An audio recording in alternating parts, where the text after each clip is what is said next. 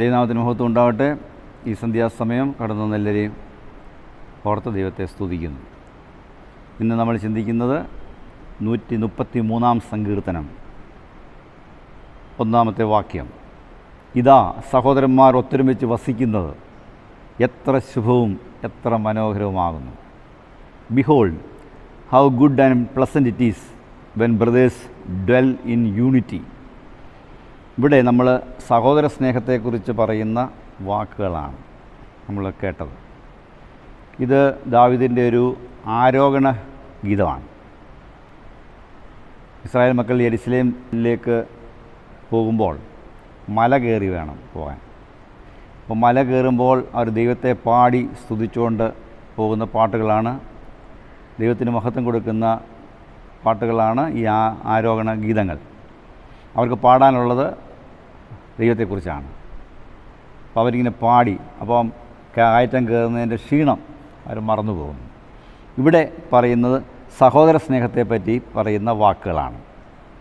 അത് അഹരോൻ്റെ തലയിലെ അഭിഷേക തൈലം, ഹെർമോൻ്റെ മഞ്ഞ്, അത് സിയോനിൽ വന്ന് പതിക്കുന്നു. ആ കാര്യമാണ് നമ്മൾ ചിന്തിക്കുന്നത്. ഒന്നാമത്തെ കാര്യം സഹോദര സ്നേഹത്തെക്കുറിച്ചാണ്. ഈ കാലയളവിൽ സഹോദര സ്നേഹം അല്പം കുറഞ്ഞിരിക്കുന്ന ഒരു കാലഘട്ടമാണ്. ഇവിടെ സങ്കീർത്തനക്കാരൻ പറയുകയാണ്, സഹോദരന്മാർ ഒത്തൊരുമിച്ച് വസിക്കുന്നത് എത്ര ശുഭവും എത്ര മനോഹരവുമാണെന്നാണ്. ഈ അഭിഷേക തൈലം ഉണ്ടാക്കുന്നത് നമ്മൾ പുറപ്പാട് പുസ്തകം 30 22 മുതൽ 30 വരെയുള്ള വാക്യത്തിൽ വിവരിക്കുന്നുണ്ട്. ഒരു പ്രഷ്യസ് ഓയിലാണ്, സാധാരണ തൈലമല്ലത്. ദൈവികത്വം അതിന് കൽപ്പിക്കുന്നു, ഡിവിനിറ്റിയുണ്ട്. ഈ തൈലം അഹരോൻ്റെ തലയിൽ കൂടി ഇങ്ങനെ ഒഴുകുകയാണ്. അത് താടിയിലൂടെ ഇങ്ങനെ ഒഴുകി വസ്ത്രത്തിൽ കൂടി ഇങ്ങനെ ഒഴുകി വരികയാണ്.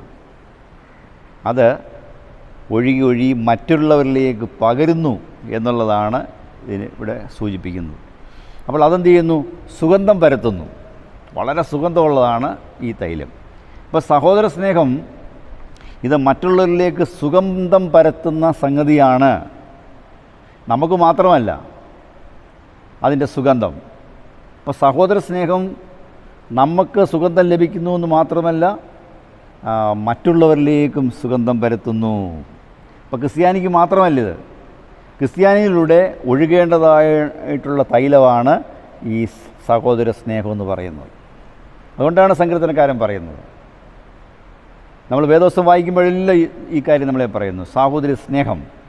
ഒരു കാലത്ത് ക്രിസ്ത്യാനികളുടെ സാഹോദര്യ സ്നേഹം കണ്ട് മറ്റുള്ളവർ നമ്മളെ അനുമോദിച്ചിട്ടുണ്ട്, കണ്ടുപഠിക്കേണ്ടതാണെന്ന് ഉന്നതരായിട്ടുള്ള ആൾക്കാരെല്ലാം പ്രസംഗിച്ചിട്ടുള്ള കാര്യമാണ്.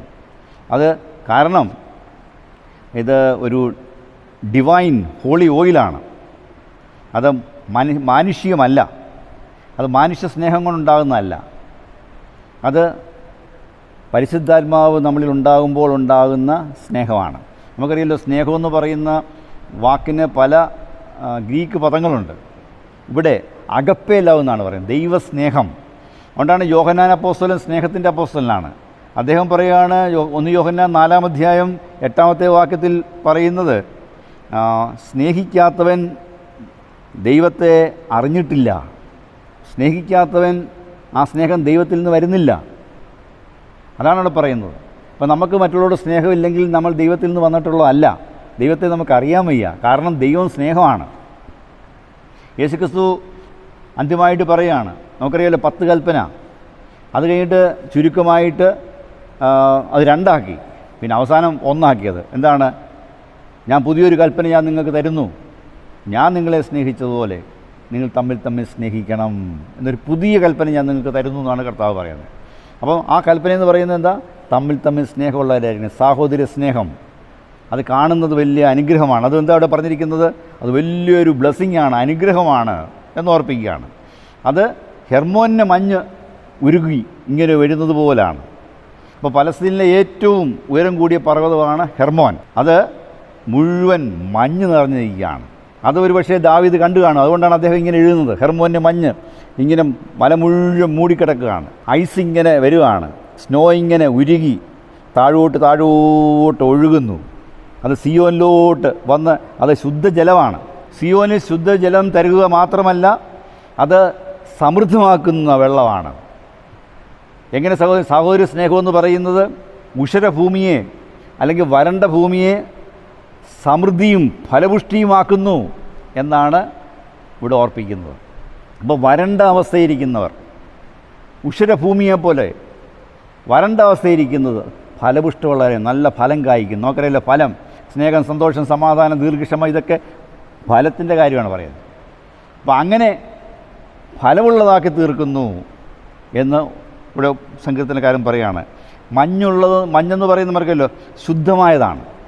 അപ്പം സഹോദര സ്നേഹം ഇതുപോലെ ശുദ്ധമായിരിക്കണം, ഒരു കലർപ്പ് അതിലില്ല, തികഞ്ഞ സ്നേഹമാണ്. അതെന്ത് ചെയ്യുന്നു? ഉഷരഭൂമിയെ ഫലപുഷ്ടമാക്കി തീർക്കുന്നു എന്നാണ് സങ്കീർത്തനക്കാരൻ പറയുന്നത്. അപ്പോൾ അവിടെയാണ് എന്ത് യഹോവ അനുഗ്രഹവും ശാശ്വതമായ ജീവനും കൽപ്പിച്ചിരിക്കുന്നത്. അപ്പോൾ സഹോദര സ്നേഹം അവിടെ എന്തുണ്ട്? അനുഗ്രഹം, ജീവൻ, ശാശ്വതമായ ജീവൻ അവിടെയുണ്ട് എന്നോർപ്പിക്കുകയാണ്. ഒരു ഉദാഹരണം പറയുകയാണെങ്കിൽ ചാൾസ് ഡാർവിൻ എന്ന് പറയുന്ന ആളാണ് പരിണാമ സിദ്ധാന്തം കണ്ടുപിടിച്ചത്. അപ്പം അതനുസരിച്ച് മനുഷ്യൻ കുരങ്ങിൽ നിന്നാണ് പരിണമിച്ചുണ്ടായതെന്ന് ആൾക്കാർ ഈ ചാൾസ് പറയുകയാണ്. ഒരിക്കൽ 3 കുരങ്ങന്മാർ സംഭാഷണം നടത്തിയായിട്ട് പറയുന്നു. അപ്പോൾ അവർ പറയുകയാണ് മനുഷ്യനുണ്ടായത് നമ്മളിൽ നിന്നാണെന്ന് പരിണമിച്ചാണെന്ന് ഈ മനുഷ്യർ പറയുന്നു. അതൊരിക്കലും ശരിയല്ല. കാരണം നമ്മുടെ നോബിൾ ഫാമിലിയുള്ളവരാരും ഭാര്യയെ തല്ലുന്നവരല്ല. കുരങ്ങന്മാർ ഭാര്യയെ തല്ലാറില്ലെന്ന്, മക്കളെ പട്ടിണിക്കിടുന്ന പതിവ് അവർക്കില്ല. ഇതെല്ലാം ചെയ്യുന്നത് മനുഷ്യനാണ്. അപ്പം മനുഷ്യൻ ഒരിക്കലും നമ്മുടെ വർഗത്തിൽ നിന്ന് പെട്ടവരല്ല എന്ന് കുരങ്ങന്മാർ പറഞ്ഞതായിട്ട് കഥ. ഇപ്പോൾ സഹോദര സ്നേഹം ഇന്ന് നമുക്ക് വളരെ കുറഞ്ഞുപോയി. ഉൽപ്പത്തി പുസ്തകത്തിൽ നമ്മൾ വായിക്കുകയാണ്. എന്താണ്? അബ്രഹാം ദൈവം വിളിച്ചിറങ്ങി, അവൻ്റെ കൂടെ ഇറങ്ങിയതാണ് ലോത്ത്, സഹോദരൻ്റെ മകനാണ്. അവരൊന്നിച്ചാണ് യാത്ര തിരിച്ചത്, അവരൊന്നിച്ചു പോയി പാർത്തു. നമ്മൾ ഉൽപ്പത്തി പുസ്തകം 13-6 വാക്യത്തിൽ വായിക്കുന്നത് സമ്പത്ത് വളരെ ഉണ്ടായിരുന്നത് കൊണ്ട് അവർക്കൊന്നിച്ചു പാർക്കാൻ കഴിഞ്ഞില്ല.